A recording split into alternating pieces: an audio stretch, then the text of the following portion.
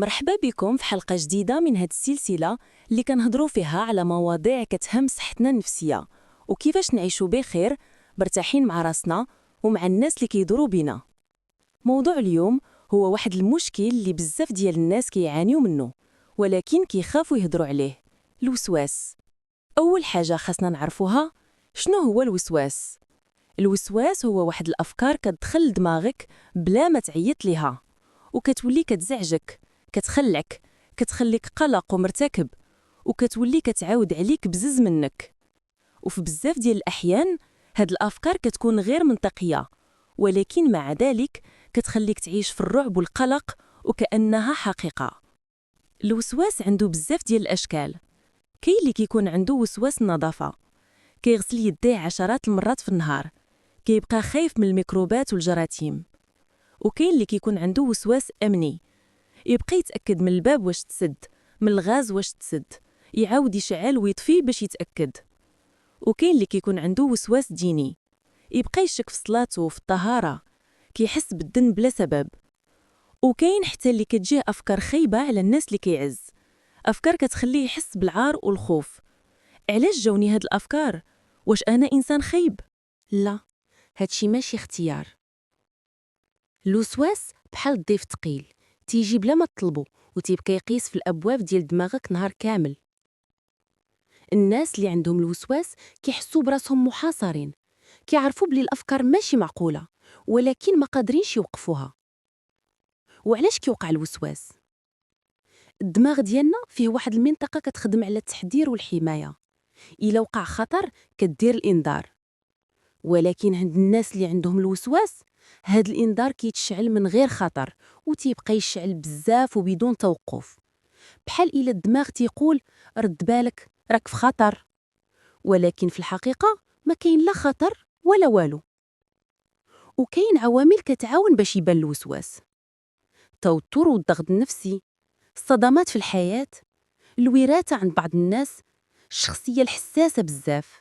كيفاش كيأثر الوسواس على الحياة؟ الوسواس ما كيخليش الإنسان يعيش مرتاح، كيبقى يشك في كل شيء، كيتعب، كيعيا، كيملي يهرب من الناس، من الأماكن، من العلاقات، كيولي يخاف حتى من راسو.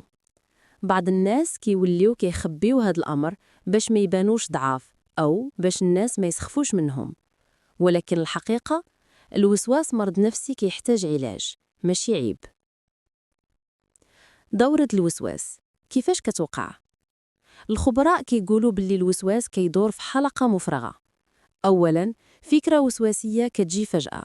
ثانياً، خوف وقلق كتزيد في القلب. ثالثاً، تصرفات قهرية، غسل، تأكد، هروب، أسئلة بزاف، بحث. رابعاً، ارتياح مؤقت. خامساً، الفكرة كتعاود ترجع أقوى من قبل. باش نوضح لكم، واحد الشخص شك في الباب، مشى تأكد، حس براسو ارتاح، ولكن بعد الدقيقة يرجع يشك تاني. علاش؟ حيت هو ما حلش المشكل من الأصل، غير هدنا الخوف شوية. شنو الحل؟ واش عنده علاج؟ أكيد، الحمد لله، الوسواس عنده علاج. أولاً، العلاج المعرفي السلوكي كيعاون الإنسان يفهم كيفاش الوسواس كيخدم وكيعلمو يتعامل معاه بطريقة صحيحة وما يبقاش يعطيه قيمة. تقنيات تعرض ومنع الاستجابة، يعني تدريجياً كتوقف ديك التصرفات القهرية باش الدماغ يتعلم بلي ما كاين حتى خطر. في بعض الحالات كيعطيو الدواء باش ينقص القلق وحتى الأفكار الوسواسية. والأهم من كل شيء الصبر، حيت العلاج رحلة ماشي دواء سحري كيخفيه في نهار وليلة. خليني نعطيكم أمثلة باش الصورة توضح أكثر. وسواس النظافة، واحد السيدة كتخاف من جراثيم بزاف، إلا سلم عليها شي حد كتغسل يديها أشعاد المرات وكتقول حيت إلا ما درتش هادشي غادي نمرض. مع الوقت كتحس راسها سجينة ديال الصابون والماء.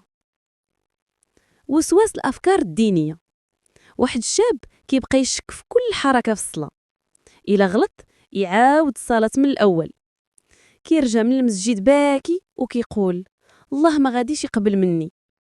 ولكن هذه غير فكرة مرضية، الله رحيم ماشي قاسي. وسواس العلاقات، شي وحدين كيخافوا يجرحوا الناس، كيبقاو يعتذروا بزاف، سمح ليا، واش غلطت، واش قلقتك، ومع الوقت كيوليو تعبانين النفس. كيفاش نواجهوا الوسواس؟ ها شنو كينفع بزاف د الناس. 1. ما تهربش من الفكرة، قل ليها عرفتك مرحبا، دوزي وغادي تمشي. كل ما هربتي كل ما رجعت قوية. 2. نقص من تصرفات القهرية بشوية بشوية. إلا كنتي كتغسلي يدك 10 المرات خليها 9 وغدا 8 حتى توصل للمعدل الطبيعي. 3. تكلم مع حد كيتفهمك، ماشي كلشي غادي يفهم، ولكن غادي تلقى على الأقل شخص يسمع لك. 4. مارس التنفس والاسترخاء، حيت القلق هو اللي كيغدي الوسواس. 5. ما تحكمش على راسك، انت ماشي الأفكار ديالك، راها غير رسائل خاطئة من الدماغ ماشي حقيقتك، غير رسائل خاطئة من الدماغ ماشي حقيقتك. رسالة ختامية، إلا كنتي كتسمعني دابا وكتعاني من الوسواس، بغيت نقول لك جملة وحدة: انت أقوى من الوسواس، غير عطي راسك فرصة. ماشي عيب تمشي عند طبيب نفسي، ماشي عيب تطلب المساعدة، ماشي عيب تقول أنا محتاج حد يفهمني. الله ما خلق حتى داء بلا دواء، ومادام كتحارب راه انت منتصر. خليها الحلقة تكون بداية جديدة، وبداية طريق تصالح فيه مع راسك، وتهز فيه راسك، وتقول أنا غادي نعيش وغادي نرتاح، والوسواس ما غاديش يحكمني.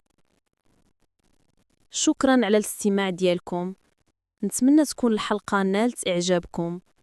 ما تنسوش تشاركوها مع أي واحد محتاج يسمعها، وتبقوا بخير وراحة بال.